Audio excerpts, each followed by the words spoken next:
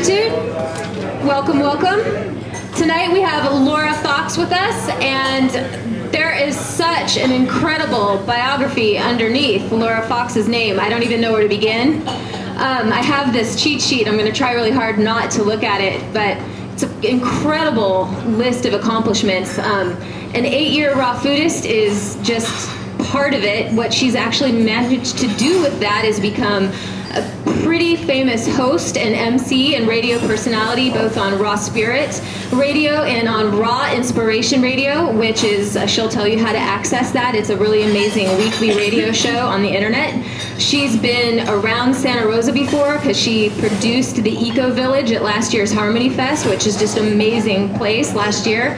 Hopefully she'll be back this year doing some work with Harmony Festival. She did some production with Raw Spirit Festival and brought it from about 200 attendees to like in the thousands and thousands of attendees.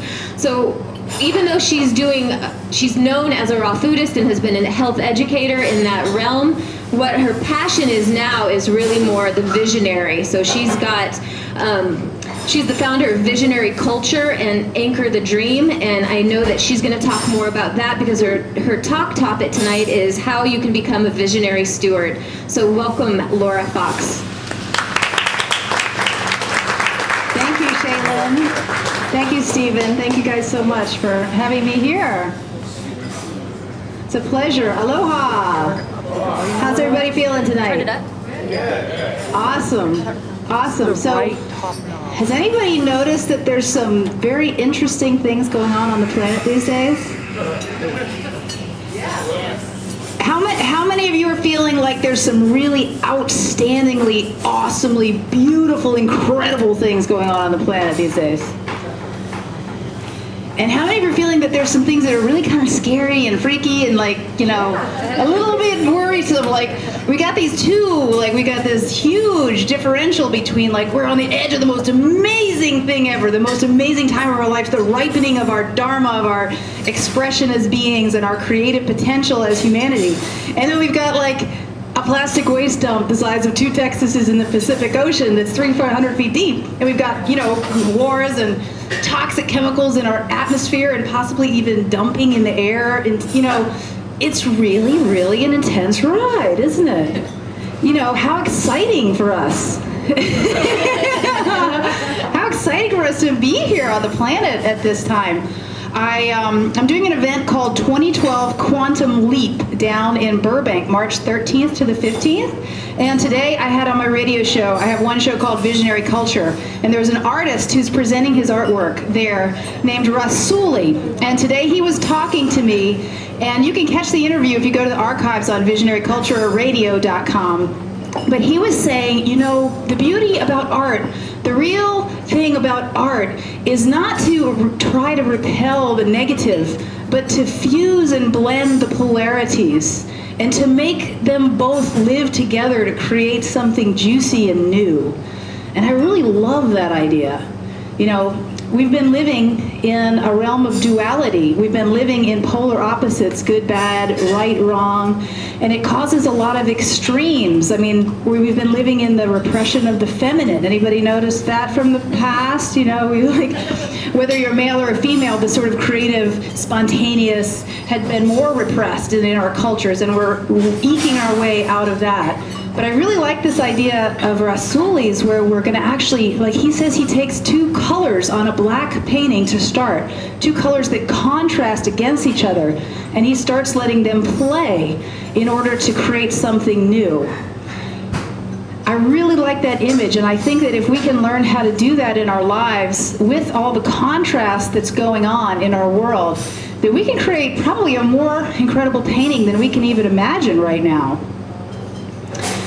And so in becoming visionary stewards, that's the potential that we actually have to do. So how many of you consider yourselves to be a visionary steward? Yeah, so visionary stewardship could mean a lot of different things to a lot of different people. Does anybody want to share what visionary stewardship might mean to you? To me, being a visionary steward would be like someone who has a vision and then, Being a visionary steward to me means having a vision and then being willing to service or be of service to bring that vision to life. Yeah, beautiful. Absolutely. And being a visionary steward, to bring that to life, it's even if you might have a huge vision, like say your vision is, I'd like the oceans to be clean on this planet. That's a pretty large vision, and most of us would think, wow, I really want that, but goodness gracious, how am I going to do that? That's not even possible, right, for me to do that. So, however, as we've all been studying reality creation ideas, there's been many teachers, Deepak Chopra, Wayne Dyer, The Secret, Abraham Hicks, all these beings who are, even Cafe Gratitude, perfect example of reality creation technology right on every table here, the abundance game, visioning what we want into reality. I received a vision about 5 years ago, which is my specialty here. So not only do we have the capacity to create in our own lives, we have the capacity to create together. And we actually have the responsibility to do that now. So if we each, really decide what we're going to care for on the planet, and then we decide that we're going to leverage the power of our own inner creative visionary functionality to initiate an impossible dream, like cleaning the ocean, who's to say that it won't bear fruit? Dropping in as a visionary stewardship person for 5 minutes every day, imagining what it would be like on the planet if the waters were clean, feeling the feelings that we would feel if we lived on a whole, complete, clean planet that doesn't use toxic waste anymore, or create it, or spew it around, or create things that are waste at all. The idea of waste is kind of crazy itself.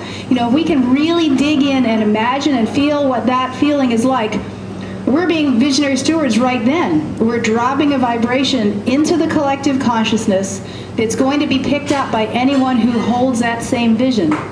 So even if we don't feel like we know what action step we could take to make a difference on the planet, we can use the power of our imagination every day. And it's wonderful to use the power of imagination on behalf of our own lives.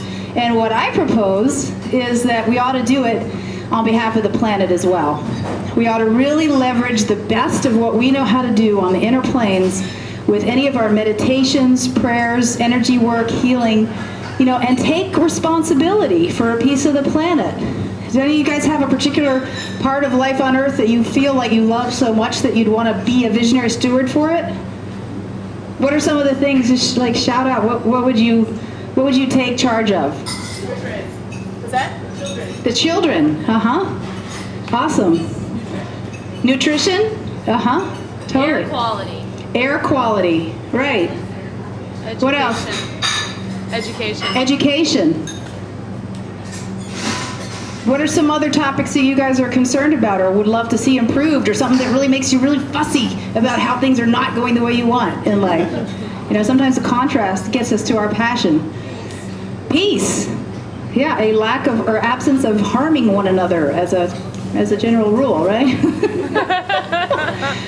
Yeah. So probably if everybody in this room has just listen to what's here in the room already. Just imagine, people in this city. How many people are in this city who are probably passionate about some of these things and more? Just in this room, as visionary stewards, we've probably got the whole planet covered pretty much, in terms of what we're passionate about and what we could start imagining into reality. Does that sound fun? Now, some people might say, well, if you're just going to imagine and feel it, you're not really doing anything. And so what the heck? I don't even, why should I even bother? Well, there's a couple reasons why we might want to bother with this. And one is that, like I kind of mentioned earlier, when we imagine something with our inner vision and then feel the feelings as if it's real now, that's really the key.